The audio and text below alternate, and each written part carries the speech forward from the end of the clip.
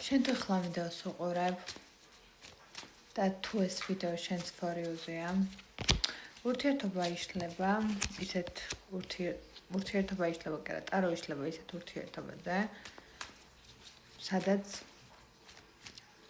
ადამიანთან ქონდათ სტაბილური ურთიერთობა, მერე უცებ გაწყვიტა კომუნიკაცია, ერთმანეთს ხვდებით დღემდე, მაგრამ არ იცით ვინ ხართ ერთმანეთისთვის. შენ თუ ახლა ვიდეოს უყურებ, ეს ვიდეო შენთვის არის და გახსოვდეს არჩევანის წინაშე დაგაყენებს ეს ადამიანი. არა, ეს ადამიანი კი არა, შენი ოჯახი დაგაყენებს მის დამი არჩევანში. და შენ არჩევანი გექნება ვინ აირჩიო. მაგრამ შენ სიყვარული უნდა ეცი.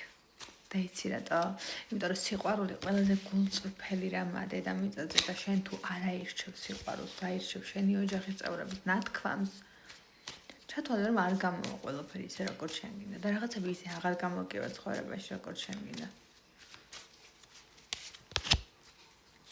უნდა გყავდეთ შვილი, უნდა იყოთ ქორწინებაში, ერთმანეთის ძალად და ხიდად და ღმერთის ენერგია, აი თითქოს აი ღმერთია ადამიანი, ვინც შეგიყვარდება, ანუ ღმერთი კი არ არის მართლა, მაგრამ აი ღმერთის გამოგზავნილი ქმნილებაა, რომელიც აი ღმერთად გევლინება, აი ღმერთის ხელია და შენს გვერდით საყრდენი ძალად არის და აი ეს საყრდენი კედელია შენთვის ეს ადამიანი და მიენდი აუცილებლად.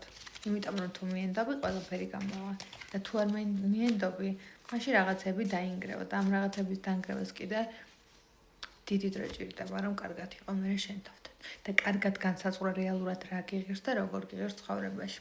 პირადი კონსულტაციებისთვის კი შემეხმიანეთ პირად შეტყობინებაში. მადლობა ყურადღებისთვის.